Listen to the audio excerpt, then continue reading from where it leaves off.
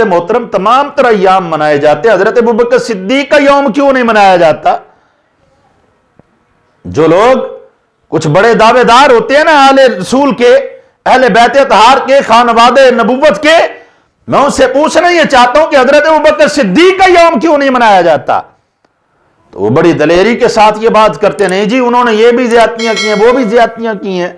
آپ یہ بات سوچتے ہوں گے میں یہ باتیں آپ کے سامنے ممبر پر کیوں کرتا ہوں؟ میں اس لیے کرتا ہوں یہ نوجوان جو نیٹ کا شکار ہے نا، ان کو پتا چلے کہ صحیح عقیدہ ہے کیا، اور ہم نے اپنے عقیدے کا دفاع کیسے کرنا ہے۔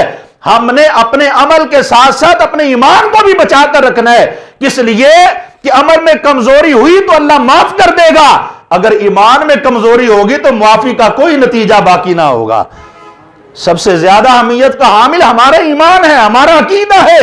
جب ہمارا عقیدہ پختہ ہوگا تو خالق کائنات ہمارے حق میں بہتر فیصلہ فرمائے گا۔ اگر عقیدے میں کمزوری آ گئی، بگاڑ آ گیا تو پھر نقصان ہی نقصان ہے۔ بھلے بندے کے ماتھے پر سجدے کر کر کے نشان کیوں نہ پڑ جائے، محراب کیوں نہ بن جائیں، وہ جنت نہیں ہو سکتا جس کا عقیدہ درست نہ ہو۔ جنت کے اندر وہی جائے گا جس کا عقیدہ ستھرا ہوگا، جس کے پاس عقیدہ ستھرا ہوگا اللہ اسی کو جنت عطا فرمائے گا۔ آج نٹ بڑے پڑے ہیں، اس قوم کو کیا ضرورت ہے ان چیزوں کا فیصلہ کرنے کی کہ حضرت ابوبکر صدیق افضل ہیں یا حضرت علی افضل ہیں؟ میں کہتا ہوں تیرے پاس یا میرے پاس کون سا ترازو ہے؟ قرآن پڑھ یا پیارے مصطفیٰ کا فرمان پڑھ، جس کو جتنا درجہ عطا کیا یا خدا نے عطا کیا ہے یا مصطفیٰ نے عطا کیا ہے۔ تیرے اور میرے پاس تو سرٹیفکیٹ کوئی نہیں ہے، تیرے اور میرے پاس تو کوئی اتھارٹی نہیں ہے کہ ہم کہہ سکیں کہ حضرت ابوبکر صدیق افضل ہیں یا حضرت علی افضل ہیں۔ میں کہتا ہوں یہ فیصلہ کرنے کا حق میرے اور آپ کے پاس نہیں، یہ فیصلہ خود خالق کائنات نے قرآن میں بیان فرما دیا ہے۔ حضرت مصطفیٰ کریم علیہ السلام نے اپنے فرمان کے اندر بیان کر دیا ہے کہ کس کو افضل بنایا، کیسے افضل بنایا، کس لیے کہ اللہ رب العزت یہ فرما رہا ہے کہ ان قریب اس پرہیزگار کو دوزخ سے دور کر دیا جائے گا۔ تو دوزخ سے دور کرنے کی بات کوئی اور نہیں کر رہا بلکہ خود خالق کائنات قرآن کے اندر بیان کر رہا ہے، اور تمام مفسرین اس کے ساتھ اتفاق کرتے ہیں کہ یہ آیہ مقدسہ حضرت ابوبکر صدیق کے حق میں نازل ہوئی۔ آگے کیا فرمایا؟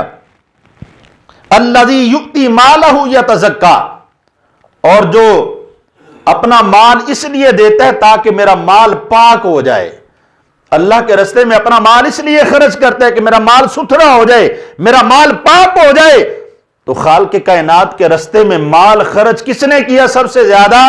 حضرت سیدنا ابوبکر صدیق رضی اللہ تعالیٰ عنہ نے ان حالات کے اندر اپنا مال خرچ کیا۔ حضرت عثمان غنی کی سخاوت بھی مشہور ہے، لیکن حضرت ابوبکر صدیق رضی اللہ تعالیٰ کی جانثاریاں اس انداز کے اندر ہیں کہ وہ حالات کے جب کسی کے پاس کچھ بھی نہ تھا تو حضرت ابوبکر صدیق رضی اللہ تعالیٰ ان حالات میں بھی پیارے مصطفیٰ کے ساتھ کھڑے ہوئے نظر آتے ہیں، آقا علیہ السلام کے ساتھ ہر مقام پر موجود ہیں۔ تو اس لیے حضرت سیدنا ابوبکر صدیق رضی اللہ تعالیٰ کا مال خرچ کرنا، اس کا ذکر بھی خالق کائنات قرآن کے اندر بیان فرما رہا ہے۔ آگے فرمایا وَمَا لِأَحَدٍ عِندَهُ مِن نِعْمَةٍ تُجْزَى، اور کسی کا اس پر کوئی احسان نہیں ہے کہ بدلہ دیا جائے۔ حضور نبی اکرم صلی اللہ علیہ وسلم نے بھی فرمایا کہ مجھ پر کسی کا کوئی احسان باقی نہیں، فقط ابو بکر کا احسان باقی ہے۔ میں تمام کے احسان کا بدلہ دے چکا، اس کے احسان کا بدلہ اللہ قیامت کے دن عطا فرمائے گا۔ تو خالق کائنات بھی فرما رہے کہ اس کے اوپر کسی کا احسان نہیں ہے، ابو بکر وہ ہے کہ جس نے رب پر بھی احسان کیا اور اس کے مصطفیٰ پر بھی احسان کیا ہے۔ احسان کا مطلب کیا؟ بندہ یہاں پر سوچ میں پڑ جائے گا اللہ تے کون احسان کر سکتا ہے؟ میں کہتا ہوں اگر تم کسی کو قرض حسنہ دو تو یہ بھی تمہارا رب پر احسان ہے، تمہارا یہ بھی رب پر احسان ہے۔ کس انداز سے؟ کہ تم وہ نیکی کسی اور کے ساتھ نہیں کر رہے، اللہ کی مخلوق کے ساتھ کر رہے ہو۔ جو تم پیار کسی اور کے ساتھ نہیں کر رہے، اللہ کی مخلوق کے ساتھ کر رہے ہو۔ تو اللہ کی عام مخلوق کے ساتھ پیار کرنا، اللہ کے ساتھ پیار کرنا ہے، اللہ کی عام مخلوق پر احسان کرنا، اللہ پر احسان کرنا ہے۔ تو فرمایا جو ابو بکر صدیق پر احسان کرے وہ سوچے کس پر احسان کرے گا۔ تو وہ خالق کائنات خود قرآن کے اندر بیان کر رہا ہے کہ اس کا کسی پر کوئی بدلہ نہیں ہے، اس کا بدلہ میں خالق کائنات عطا فرماؤں گا۔ تو اس کا ذکر بھی اللہ قرآن کے اندر بیان کر رہا ہے وَمَا لِأَحَدٍ عِندَهُ مِن نِعْمَةٍ تُجْزَى۔ فرمایا اس کی نعمتوں کی جزا، اس کی نیکیوں کی جزا، جس نے احسان کیا ان کی جزا کسی کے اوپر نہیں ہے، وہ خالق کائنات پر ہے کہ اللہ اس کی جزا اس کو عطا فرمائے گا۔ الا ابتغاء وجہ ربہ الاعلی۔ فرمایا پھر میرے پیارے ابو بکر نے یہ کام لوگوں کو دکھانے کے لیے نہیں کیے، میرے پیارے ابو بکر نے یہ کام لوگوں کے اندر شہرت حاصل کرنے کے لیے نہیں کیے، واہ واہ کروانے کے لیے نہیں کیے، وڈیرا بننے کے لیے نہیں کیے، چودھری بننے کے لیے نہیں کیے، خلافت کے لیے نہیں کیے، امامت کے لیے نہیں کیے۔ ابو بکر صدیق کا جو بھی عمل تھا وہ فقط خالق کائنات کی رضا کے لیے تھا۔ یہ کون بیان کر رہے ہیں؟ خالق کائنات بیان کر رہے، الا ابتغاء وجہ ربہ الاعلی۔ انہوں نے فقط ایک منشا تھی ان کے دل میں کہ میرا رب اعلیٰ جو ہے وہ مجھ پر راضی ہو جائے، وہ اس تلاش میں تھے کہ میرا اللہ مجھ پر راضی ہو جائے۔